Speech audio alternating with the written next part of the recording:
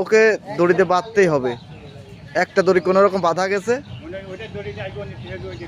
বাজার থেকে সে দৌড় দিছে, দৌড় দিয়ে 2 মাইল পরে ধরা গেছে।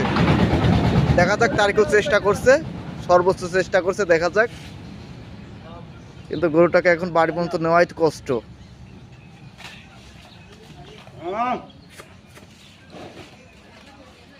দেখা যাক, তারিখও সর্বোচ্চ চেষ্টা করছে, কিন্তু কাউন্টার অ্যাটাক করছে গরু। এবার বসে আছে, ওর ঠ্যাং ডাই করে দে। ঠ্যাং কোন দড়ির ভিতর গেছে? এই যে গরুর মালিক রিয়াজ খুব কষ্ট করেছে আজকে। এখনো বাড়ি নিয়ে যেতে পারবে কিনা সম্ভাবনা এখনো দেখা যাচ্ছে না।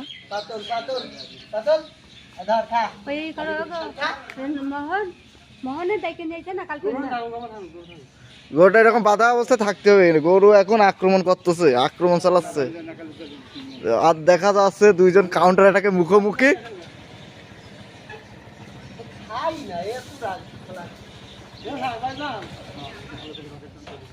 আমরা দেখানোর চেষ্টা করব। পাটা নামা দে, দেখা যাক। হ্যাঁ, পাটা নামা দে।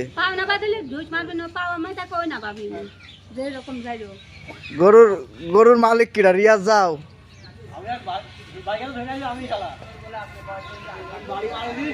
আমরা এখন গরুর মালিকের সাক্ষাৎকার নেবো, কিভাবে গরুটা এরকম আক্রমণাত্মক হলো।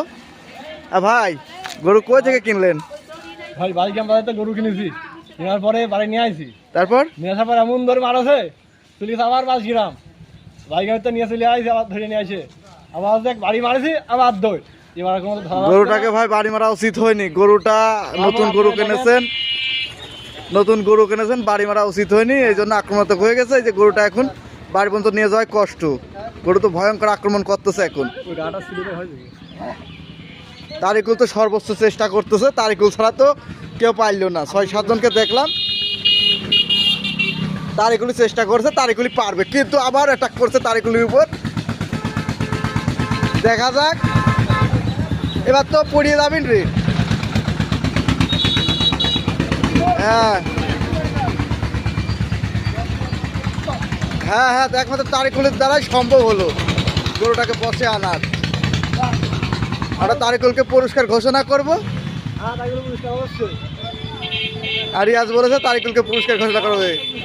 হ্যাঁ ভাই, তারিকুল ভাই এদিকে আসেন।